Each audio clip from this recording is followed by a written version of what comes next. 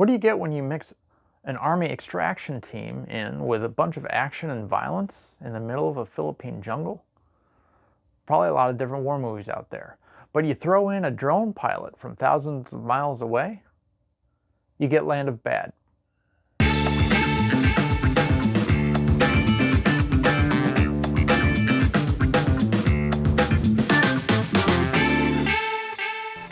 Guys.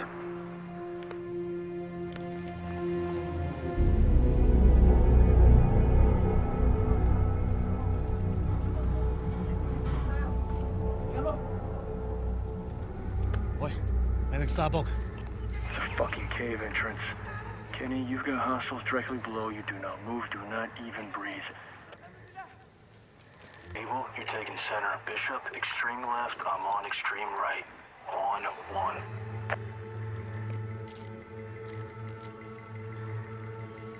In position. On one. 3, 2, 1.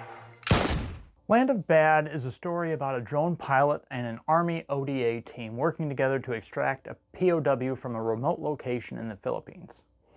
The mission is interrupted when the team gets ambushed and the lone survivor must travel through the jungle to get to a safe extraction point. I will admit that I went into this one with somewhat low expectations. I made the mistake of seeing the Rotten Tomatoes score before watching it, so I had my doubts. Luckily, I was pleasantly surprised as the action and story turned out to be pretty good overall. The beginning was a little cliche, nothing I hadn't really seen before, and even the middle had some typical fight for survival type scenes, but the ending was pretty impressive. No spoilers in this review, but one of the characters was put in a no-win situation by my account, and I was impressed with where they took the story from that point. If you like military action movies, this one should be right up your alley. If you're a veteran like myself, you may pick this apart a little more than someone who hasn't served in the military.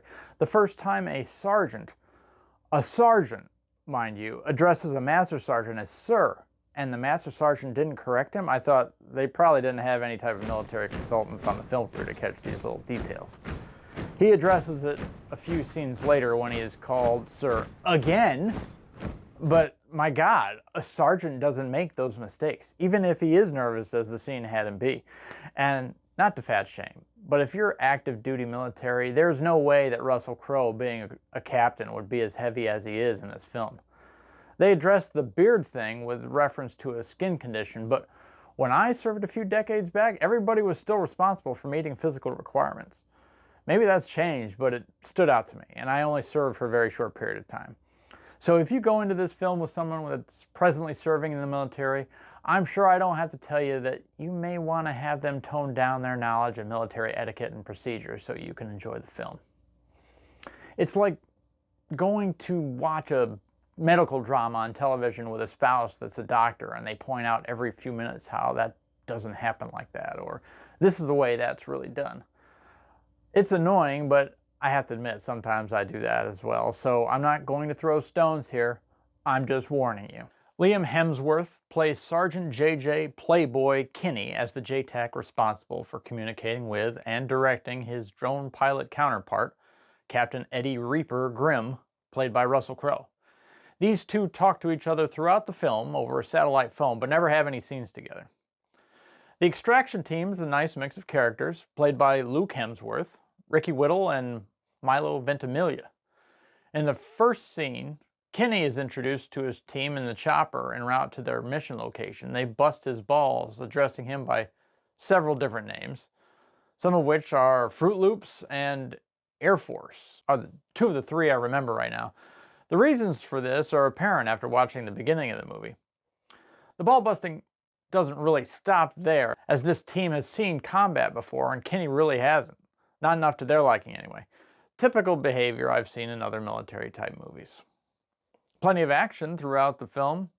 I will even say that it had me on the edge of my seat at one point, because I couldn't see how they were going to get out of a certain situation. Other than the technology of having a drone pilot be your eye in the sky, it ran like a regular military action flick. And the ending was very suspenseful and satisfying. I enjoyed it overall. Is it a must-see?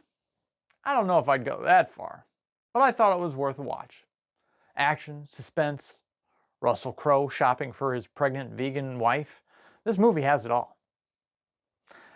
As you might imagine, the movie is violent. Even showing a decapitation from a distance for a quick second or two may cause some people to look away, but you'll know what's coming, so you have a chance to avert your eyes if you wish. If you've made it this far in my video, please like and subscribe. Your diligence and attention to this point mean a lot to me.